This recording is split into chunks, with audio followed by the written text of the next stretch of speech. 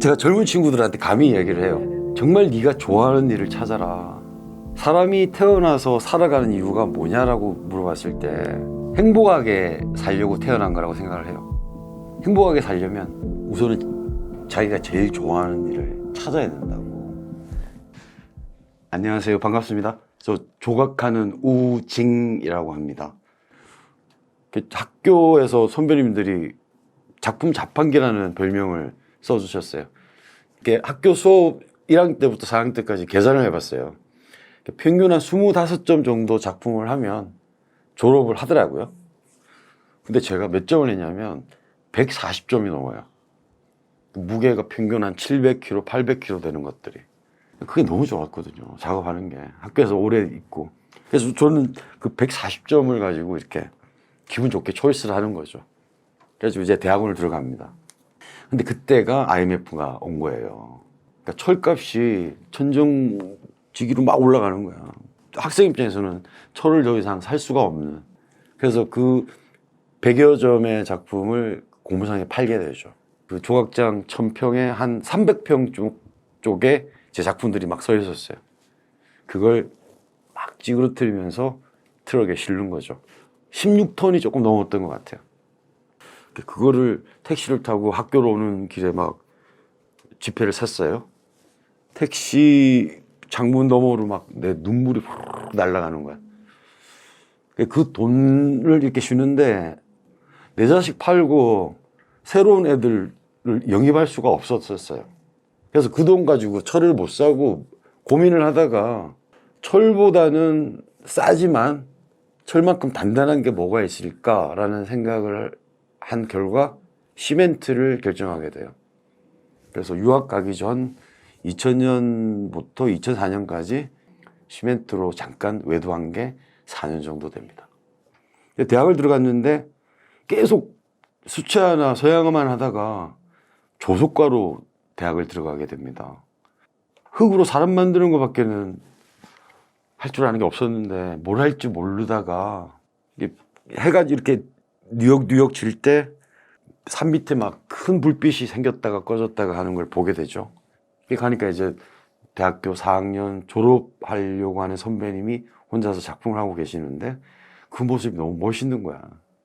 용접 이거 어떻게 하는 건데요? 그러니까 이거? 그러더만 막 벗어주고 한번 해봐. 그리고 진짜 작업도 시켜보고 그 이후로 철 용접이라는 게 정말 재밌구나 라는 생각이 들기 시작하면서 대학교 1학년 때부터 철을 만지게 된 게 지금까지 50이 넘은 나이까지도 철로 작업을 하고 있네요. 제가 철을 선택한 이유는 처음에는 거칠게 다루어도 아무런 문제가 없는 재료였었던 것 같아요.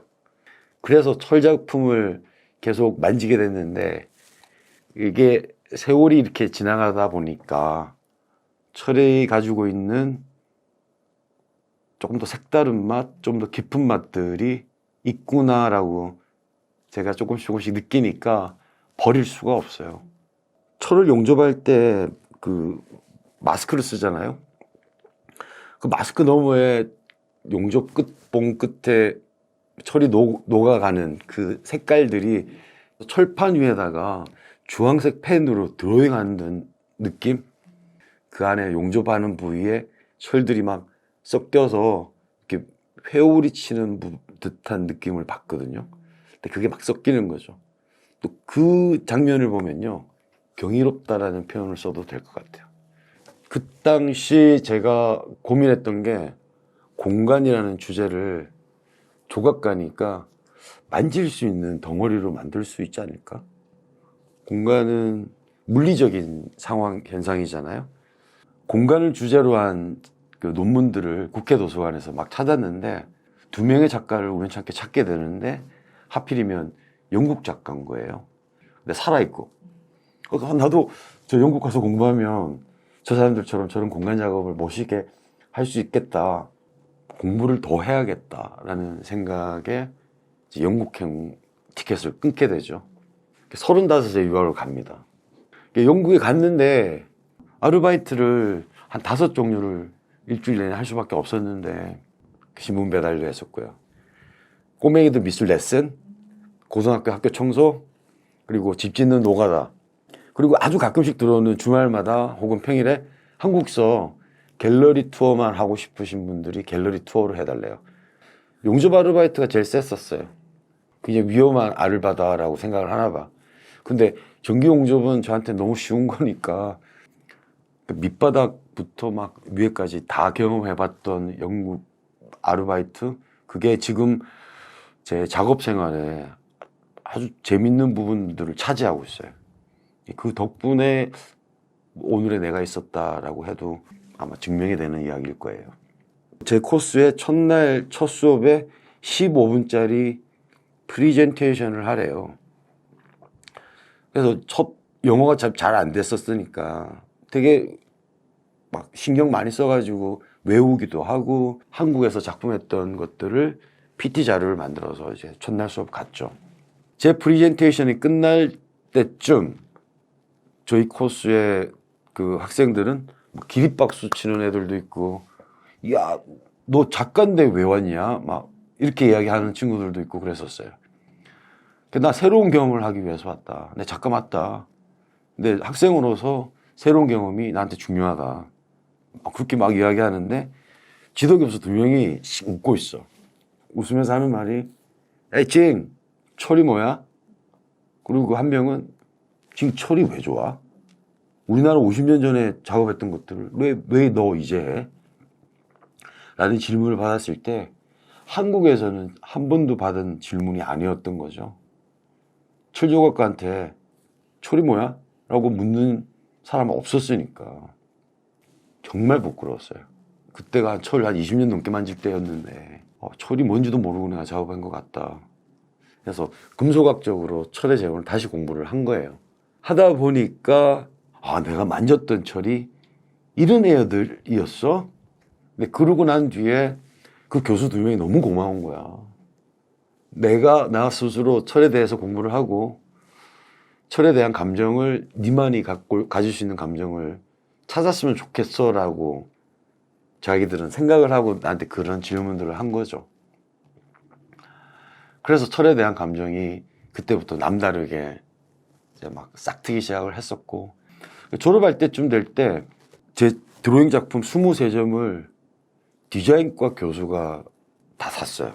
그리고 같은 코스에 다녔던 중국에서 유학 온 친구들도 제 작품을 덜어 샀었어요. 그래서 졸업 작품 할 때 잔잔한 작품들 정말 많이 팔았던 것 같아요. 그래서 팔았어요.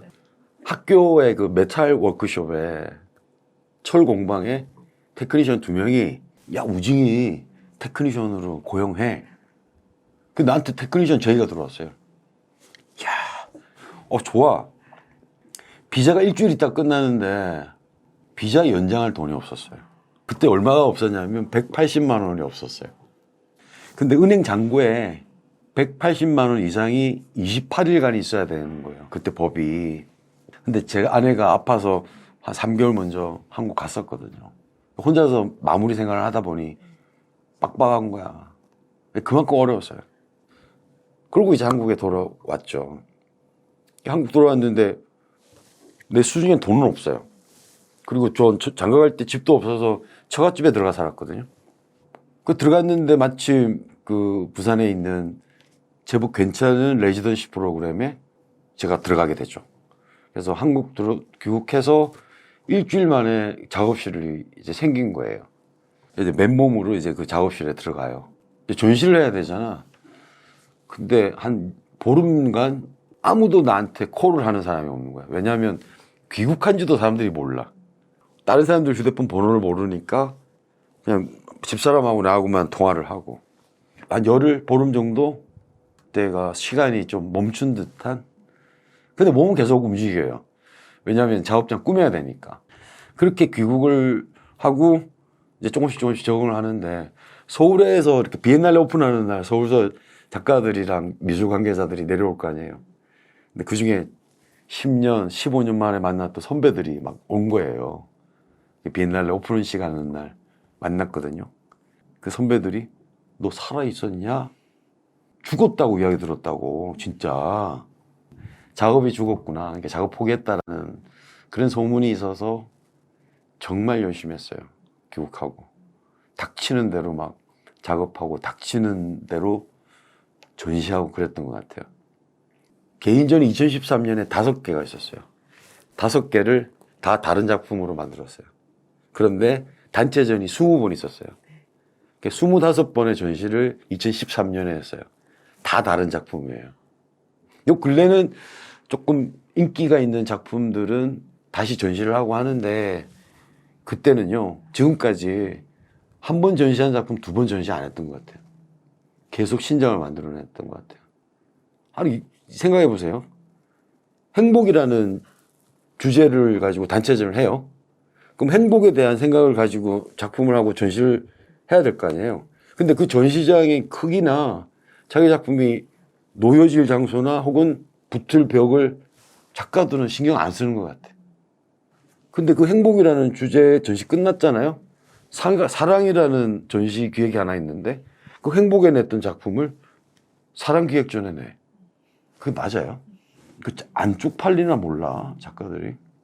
자기 몸뚱아리 하나 떼서 전시하는 거라고 생각을 하거나 서울역 광장에 벌거벗고 서 있는 거라고 생각을 한다면 그렇게 할 수 있을까?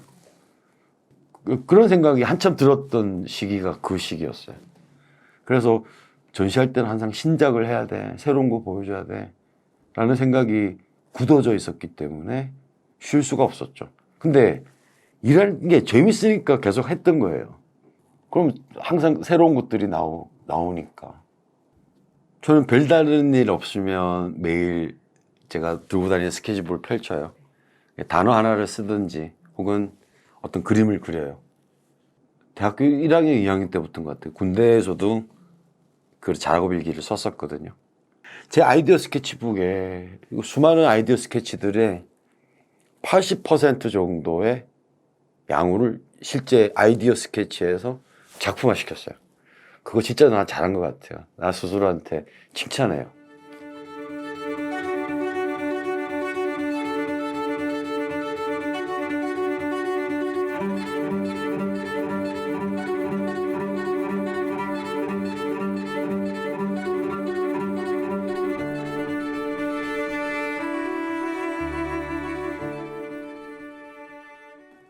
생각해 보세요. 내 일은 단어에서 출발해요. 단어에서 출발해서 문장이 만들어지고 그게 에세이가 되고 그게 그림화되고 그림이 나중에 조각이 돼요. 근데 그 과정들이 계속 뭘 만들어내는 거잖아요. 일할 때 지치는 거는 무거운 거 다루고 하기 싫은 걸 해서 지치는 거지 자기가 좋아하는 거면 지치거나 무겁지가 않을걸요. 자기 자식이 100kg가 넘어도 그 100kg에 넘는 아들을 아주 호리호리한 엄마가 업어요. 자기 자식이기 때문에. 내 자식 만드는 일이라고 생각을 해요. 좋아서. 그럼 지칠 수가 있을까요? 행복한 일을 하면 안 지쳐요. 그래서 많은 사람들이 자기가 정말 좋아하고 행복해질 수 있는 일을 찾으시면 좋겠어요. 그러면 세상의 많은 파트들이 다 행복으로 가득할 것 같아. 그러면 사는 맛도 안 느낄 수 있을까? 경쟁 안 하고. 옛날 우리 때 3D라고 그러죠. 3D. Dangerous, difficult, dirty. 요즘 3D 바뀐 거 아시죠?